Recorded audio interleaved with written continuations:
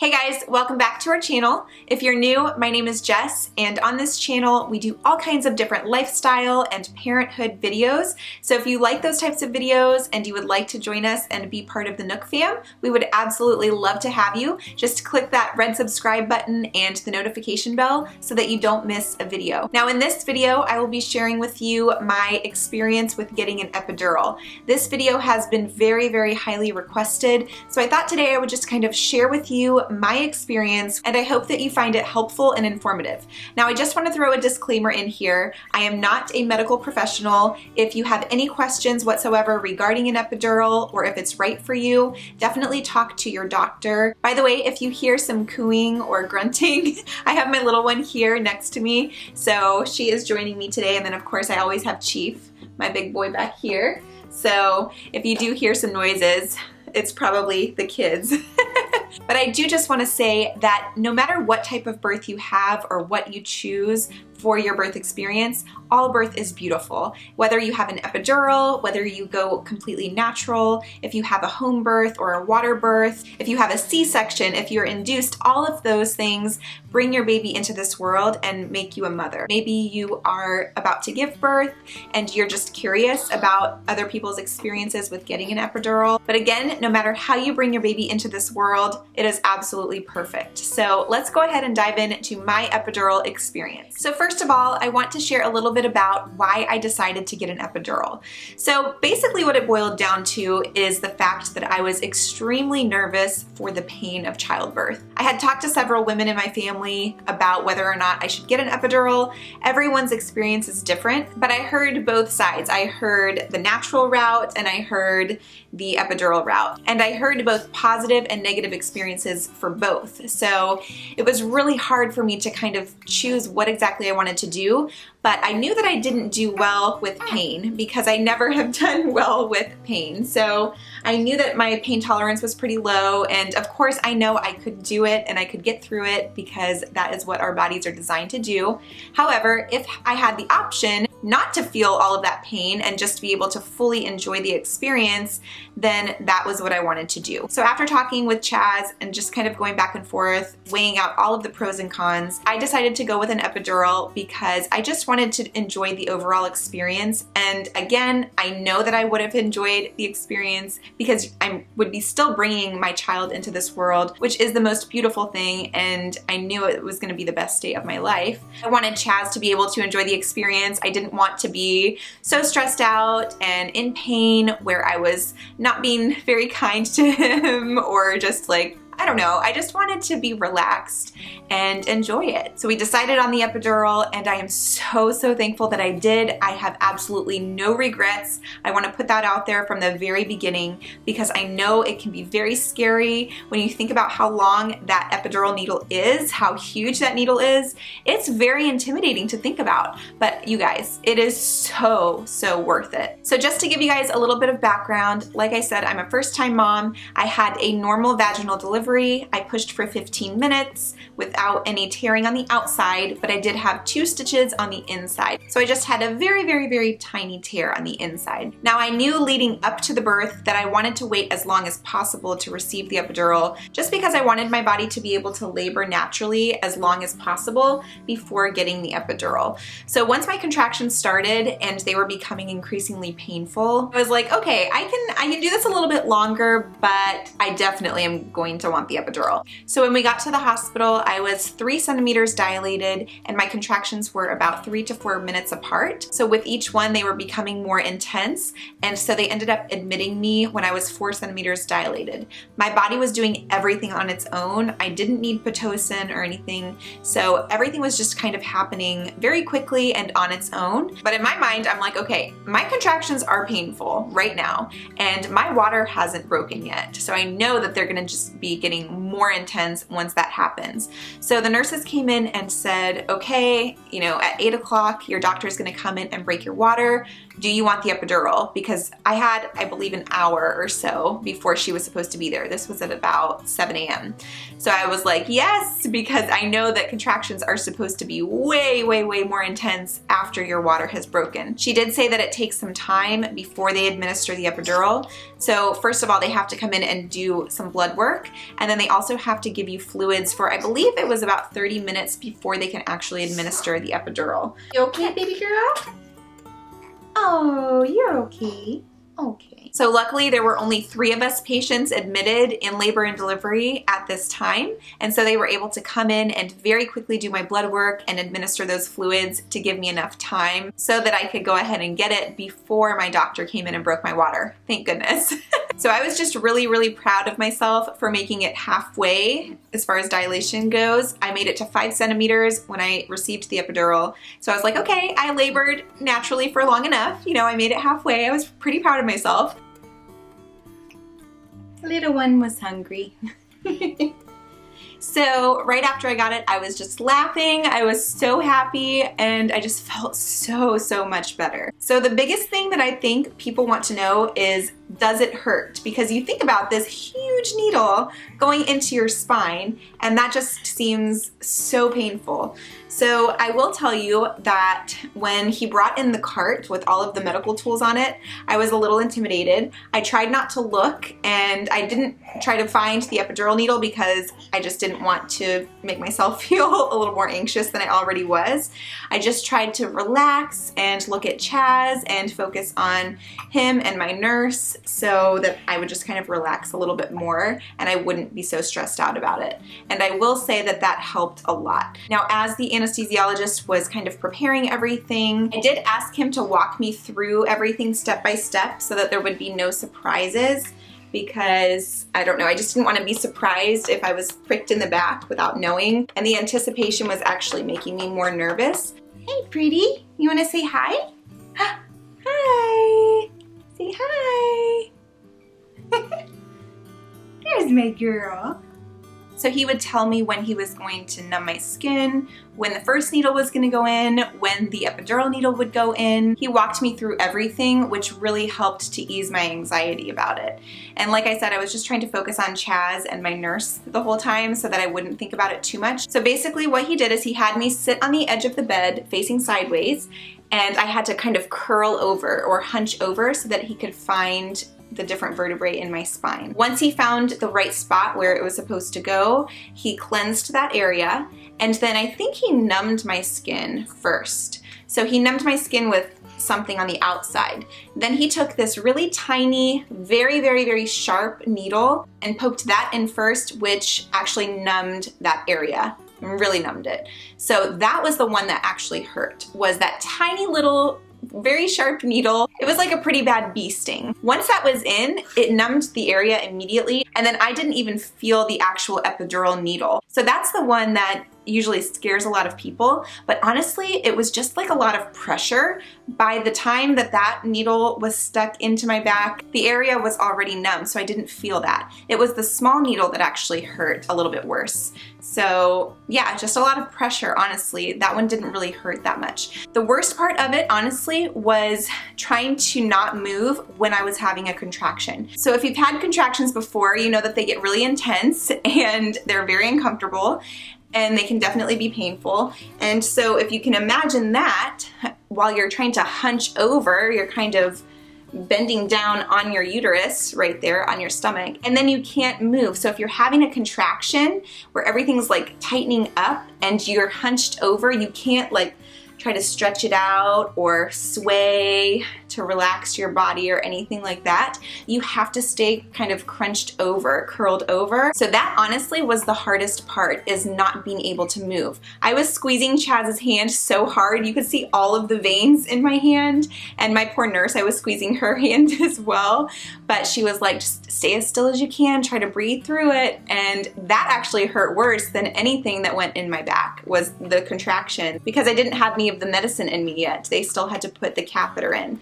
So once the epidural needle goes in, I believe they put a specific kind of catheter in there. Once the needle was out and the catheter was in, he taped it up on my back so that nothing would move, and then they hooked it up to an IV so that I could have the medicine administered through an IV. So once he started the fluid, it was the strangest sensation. I felt cold fluid. It just felt really, really cold running down my spine, and it was only on my right side, which was really interesting. So when they place the epidural in, when they place that catheter in, it has to be on one side or the other. For whatever reason, I have no idea. I forget what he said, honestly, but mine was on the right side, I believe. And so I felt the cold fluid running down my spine, which was such an odd sensation. It didn't hurt or anything. It just felt weird. I think it took about 10 to 15 minutes to fully kick in as far as numbing my legs and everything. But honestly, right after they administered the medicine into the IV, my nurse was like, "Oh, did you feel that contraction? That was a pretty intense contraction." And I was just like, "No, that was amazing. I didn't feel anything." It was great. So we were laughing and just having a good old time. And it was just the best decision that I could have made for my personal birth experience. I would say from my experience, the small numbing needle hurts. The epidural itself is just a lot of pressure, and the worst part of the whole part of getting an epidural was trying to remain still during the contractions. So the epidural did numb me everywhere down from where I actually got it. I could feel my legs a little bit and I could actually move them somewhat, but the longer that I stayed still, I couldn't move them as much. And there was one point where I told Chaz, I was like, my leg is stuck. But really, I just couldn't move it because I didn't have any feeling down there. So it was pretty funny, actually. But since you are so numb, you can't get up and go to the bathroom, so they do have to put a catheter in, which I didn't feel at all. They did wait until the epidural had fully kicked in before they did the catheter, and honestly, I couldn't even feel that it was there. At about 9.5 centimeters, they did give me a peanut ball to help dilate me that extra ½ centimeter so that I could start pushing. I had no urge to push whatsoever, which was wonderful because I couldn't feel anything. I didn't feel my contractions. I couldn't feel that she had dropped down and that I was almost ready to push. But just keep in mind that the medicine can shift to one side of your body or the other depending on which way you're laying, and that can affect which areas are numb and which ones are not. So I have heard some negative experiences with that. My experience was very positive. Now I do want to mention that they did come in and refill the medicine at one point during my labor, just because we were waiting on my parents to get there, which I will share a little bit more about in my birth story. But they did come in and refill my medication, so I didn't have to administer it myself. I didn't have to use the button.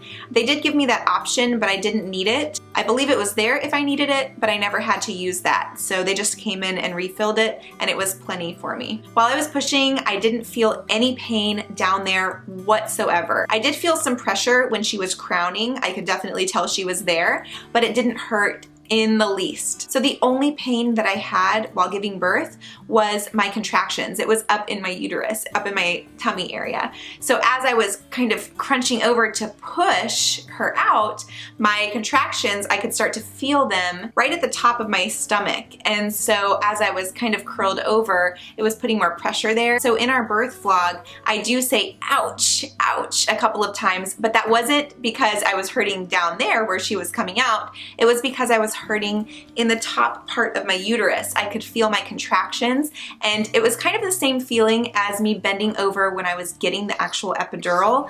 It was that, oh, everything's just kind of squeezed right there and you can't move. So I couldn't really relax because I was pushing. So that's the only pain that I had while giving birth, which was absolutely amazing. I believe once you start pushing, hi Chief. So I believe once you start pushing, they stop administering the medicine for the epidural. So I think that that's what happened, why I could start to feel those contractions, because it was starting to wear off since she was pretty much almost out. I mean, I only pushed for 15 minutes. So don't quote me on that. I'm not exactly sure when they stop administering the medication through the IV, but I think it's around that time. So that's why I think I could start to feel some contractions. But again, everything was numb down there. And then after she was out, I was still numb. I couldn't feel my placenta coming out. I couldn't feel the stitches, nothing. So I would say it was probably about 30 minutes until I was able to get up and go to the bathroom. So I just stayed in bed and did some skin to skin and and nursed my little one. And then by the time that I was done nursing her, I had a lot more feeling in my legs. So my nurse ended up helping me to the bathroom, and they have to help you to the bathroom because after having an epidural, you still may not be steady on your feet, even if you feel like you might be, and they don't want you to fall. So my nurse did help me to the bathroom, and she helped me in there as well. But that was it. And again, I don't know the timing of everything just because I was so caught up in the moment and I was focused on my baby girl. And honestly, I wasn't really worried about anything else at that point. My focus and my attention was just completely on her, and that's all that mattered. I didn't really think about anything else. So I don't know exactly when things took place, but overall, my epidural experience was absolutely amazing. I have no regrets whatsoever. If and when I get pregnant again in the future, I will absolutely get another epidural because it made my experience just so relaxed and stress-free. It relieved my anxiety. I was able to laugh and just have a good time with my husband and my friends and family, and it was just perfect. I honestly couldn't have asked for a better birth experience overall, but I think a lot of that had to do with getting the epidural. It just took so much stress and anxiety off of me, and I wasn't worried about the pain. And something that I found interesting was that a lot of people think that when you have an epidural, you are actually more likely to tear. And I brought this up to my doctor ahead of time because I was just curious if that was true. She actually said it's the opposite, and the reason for that is because when you have an epidural, you're more relaxed, your body has time to stretch because you don't feel that urge to push, and so you are actually less likely to tear. For someone that doesn't have the epidural, they might feel that urge to push more, and they might push really hard, and that baby may come very quickly, which would ultimately make you more likely to tear, which makes sense now that I think about it. So as I was pushing, I could feel a lot of pressure, but no pain. So I could still tell kind of where she was, and I could feel her in my birth canal and like when she was crowning. However, I could just kind of chill out and let her sit there for a moment and kind of stretch me out naturally. And then when I was ready to push again, I pushed, and then again, I would just have her chill out for just a few minutes while I was waiting for the next contraction. And I didn't feel that urge to push, so everything just kind of stretched out naturally. So that really helped to prevent tearing.